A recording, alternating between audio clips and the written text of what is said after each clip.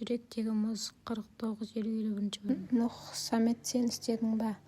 Или Хикмет, сен істедің ба? Деп ашуланып шығып кетіп қалады.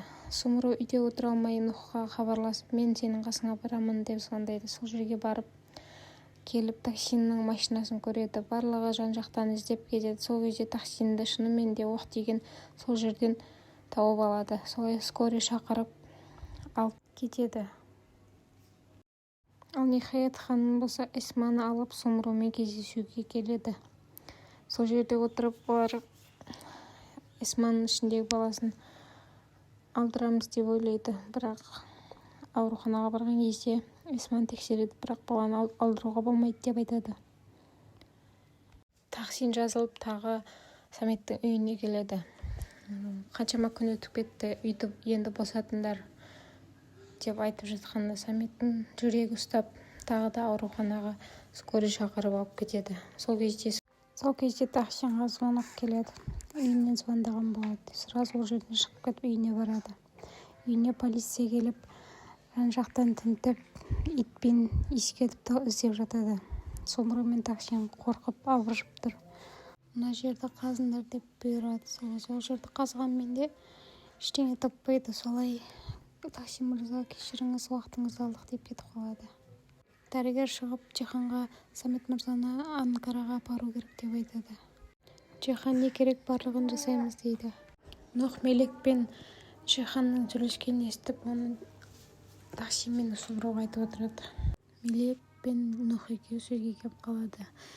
Мелек, сенің дертің не өзі? Деп сұрайды. Менің дертім Джихан. Мен баламды қолыма алуыма 3 ай қалды. Енді не істеймін, мен баламды әкесіз өсіремін бе? Деп ашуланып шығып кетеді. Сибилай, мен Нұхтан қорқамын осындай ашуынан дейді. Мелек, сен қорықпа, ол сені жақсы көреді деп айтады. Джанан мен Эсма сөйлесіп отырып, Асад сені алмайды деп айтады. Маған Джихан мырза сөз берген деп айтады.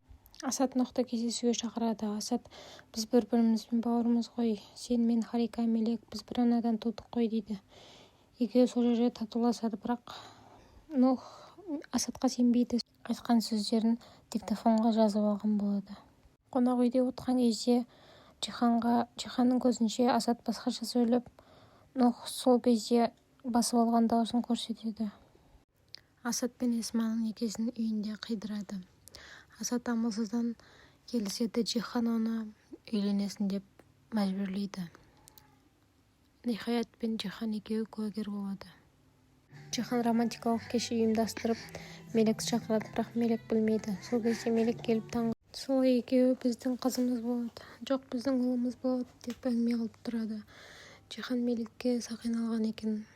Сол Мелекке маған үйленесің бе деп ұсыныс жасайды.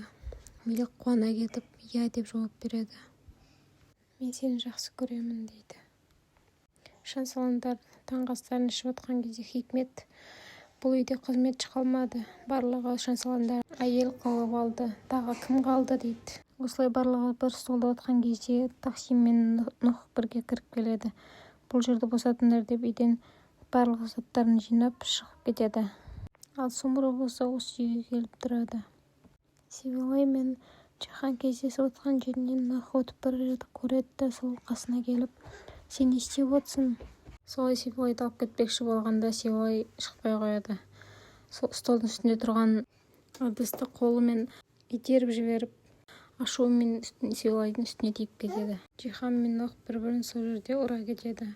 Адамдар ажыратып, Джихан мен Сибилай бірге кетіп қалады. Таксин кетіп бара жатады. Сумру оны шығарып салуға келеді. Сумрудың артынан Хикмет еріп келген болады. Сумру сол жолда алдынан бірдеңе түсіп кетіп аварияға ұшырайды. Солай көзін ашып қараса, қасында Хикметті көреді. Сумру біраз есін жинағаннан кейін жолда машина тоқтатып, сол машинадағы адамдар көмектеседі. Солай Нұх Сибилайға қайта келеді. Сибилайды шақырыңызшы, сөйлесейін дейді. Бірақ оны ішке кіргізбейді, ол итеріп ішке кіріп кетеді. Сол кезде апасы кіргізбейді. Не істеп жүрсің бұл жерде дейді. Мен сені қаламаймын деп айтады Сибилай. Жерден кет дейді. Сол кезде полиция шақырып алып кетеді.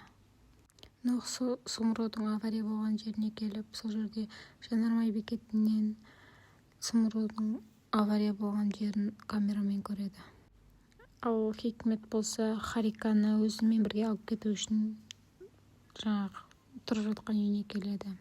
Сол кезде жолдо турган кезде bir ayol kelip suusunu sunadi. Сол суусунда уктататын дәрі болма бірдеме болады. Экөөнүн уйкусу келип, жолда уктап алады.